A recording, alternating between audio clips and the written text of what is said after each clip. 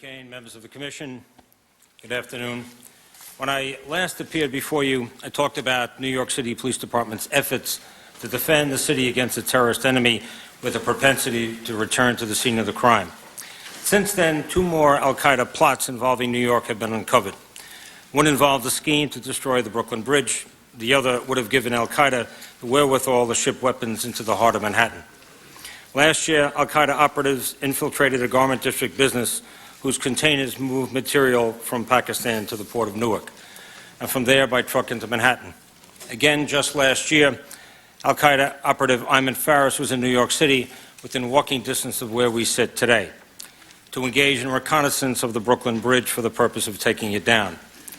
Faris sent back word to his handlers that, quote, the weather is too hot, meaning security on the bridge was too tight. The police department is spending $200 million a year to maintain the kind of climate control that foiled Ayman Faris. I cite these two terrorist plots as a reminder that New York City remains squarely fixed in al-Qaeda's sights.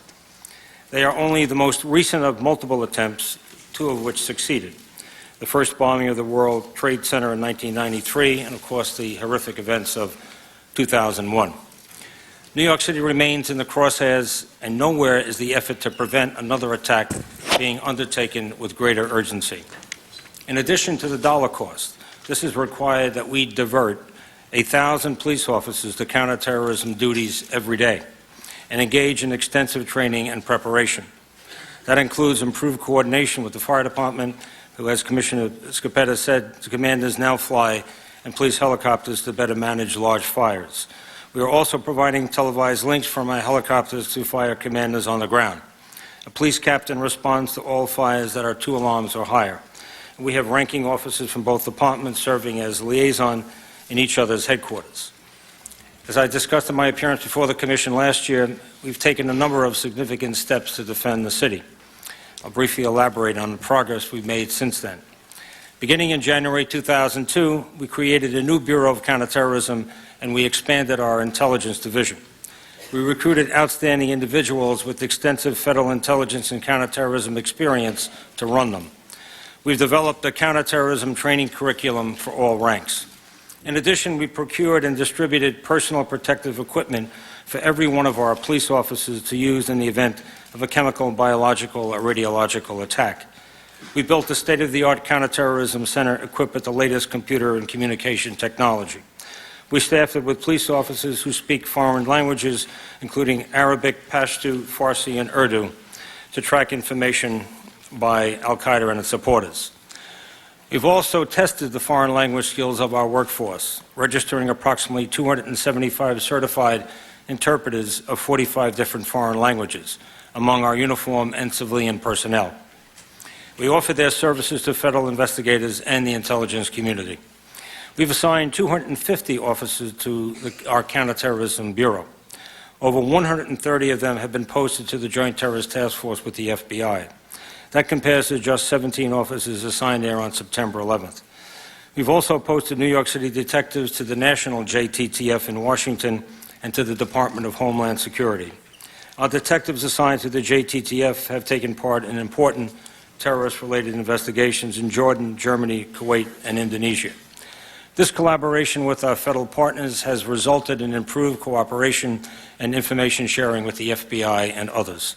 We look forward to further improvements as the FBI implements reforms outlined by Director Mueller before this Commission last month.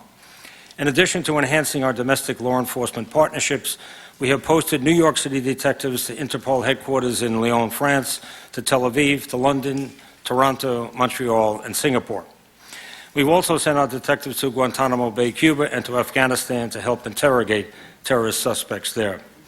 We're being very proactive internationally in a way the police department never was before, and it's paying off. After the recent terrorist train bombing in Moscow subway in February, and then the March 11th attack in Madrid, we sent New York City police officers to both cities to learn as much as they could. Their information was used to reconfigure the protection of our own subway system. Last year, at the beginning of the war in Iraq, we implemented a comprehensive security plan known as Operation Atlas. Given the ongoing terrorist threat, Atlas remains in effect today. Broadly speaking, Operation Atlas has tightened the protective net around the city by increasing vigilance at all entry points into New York and by placing mass transit and other potential targets under much greater scrutiny. We've also deployed our COBRA teams, which specialize in chemical, biological, and radiological events. All recruits in the police academy now undergo mandatory COBRA training. In addition, we are engaged in COBRA cohort training, as we call it, for 10,000 precinct-based officers. Cohort training, paid for with overtime provided by the federal government, involves taking squads of officers who normally work together and train them in a team to respond to attacks. We expect all of this training to be completed in time for the Republican National Convention this August. We have completed the distribution of basic personal protective equipment to over 33,000 members of the police department and more advanced equipment to an increasing number of officers. Pager-sized radiation detectors are now carried by every police sergeant on patrol. Through our Nexus program, we are reaching out to businesses that terrorists might seek to exploit. We want businesses to report any unusual orders or anomalies that might suggest terrorist involvement. Detectives have paid thousands of visits to businesses throughout the city and beyond to increase their counterterrorism awareness. We also exchange threat information daily with the city's corporate and institutional security directors through an instant messaging system.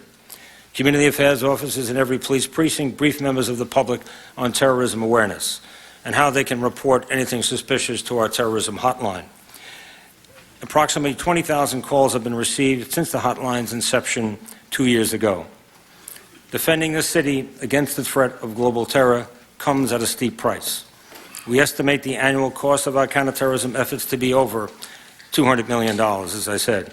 Currently, Operation Atlas is costing the city approximately $1 million a week in overtime.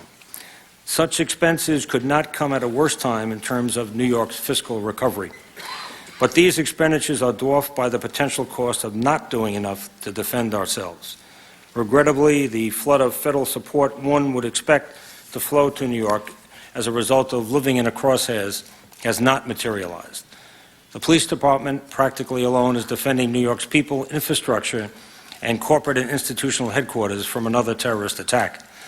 The President's 2005 budget request shifts more funding to high-risk threat areas like New York. However, the list of these areas has been expanded from 7 to 80. This means that New York would receive an even smaller percentage of overall Homeland Security funds than in the past. We don't believe this approach works. As the ongoing principal target of terrorism, New York merits more federal support. While we appreciate the funding we have received to date, it is less than half of what we need.